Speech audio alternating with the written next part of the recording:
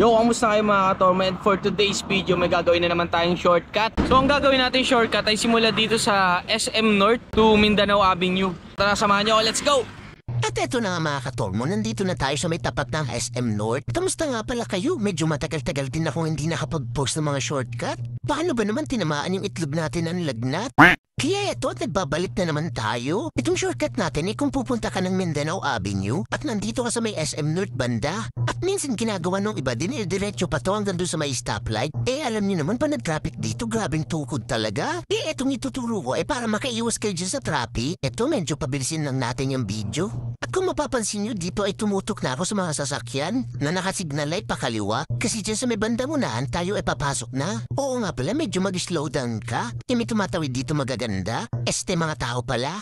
Naku, yari na naman tayo nito pag-uwi. At kapag alam niyong maluwag na, abay tumawid ka na. Dito sa may bandang unahan kayo ay kumaliwa. At oo nga pala, bago ka pumasok, antayin mo yung signal ni Kuyang Guard. At dito, mabampi lang kayo ng konti at may makikita kayo dyan to bypass road. At dito mga katormo, kayo ay kakanan. At pagpasok nyo dito mga katormo, kung maingay ang tambutso nyo, ay huwag na kayo magbomba-bomba dyan. Kita nyo naman kung gaano kakulog dito. Amaya pagbomba mo, nagulat yung katabi mo, kotongan ka sa noo.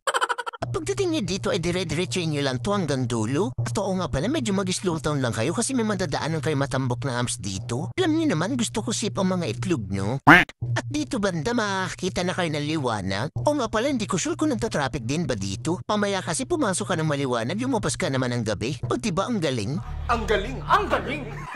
At dito naman mga katormo, kayo ay kumanan ulit. Ito nga palang dinadaanan natin ay Road 3. Pagkanan nyo, dito naman ay kumaliwa kayo sa Road 1. At kapag nandito na kayo sa Road 1, ay dire-diretso nyo to hanggang sa makarating kayo sa Road 16. Ito nga pala yung unang crossing ninyo madadaanan. Ito ay Road 8. Pero hindi pa dyan, tumawid lang kayo at dire-diretso nyo ulit to. At dito na nga pala kayo kakanan sa pangalawang crossing. Ito na yung Road 16. Oops, wait lang, paalala lang, mag-ingat nga pala kayo dyan. Kasi paniguradong hindi sasantuhin ang mga itlog nyo niyan. Oo nga pala, itong vlog ko na to ay para lang doon sa mga hindi pa nakakaalam ng daan na to. Kung alam mo na, syempre share mo na lang. At dito mga katormo ay matatanaw nyo na yung Mindanao Avenue. At oo nga pala, huwag niyong gagayahin yung mga tumatawid dyan. Sinapakadelikado sa mga itlog nyo. Mamaya masagasaan ka na rumaragas ang potato dyan. At tumatok na pala kayo dyan ng dahan-dahan papunta sa kaliwa. Hindi nyo naman kailangan ilagay sa peligro mga itlog nyo, may U-turn naman dito. At syempre hanggang dito na lang ang ating video. Saan kaya ang next natin shortcut? Comment ka naman. So let's go!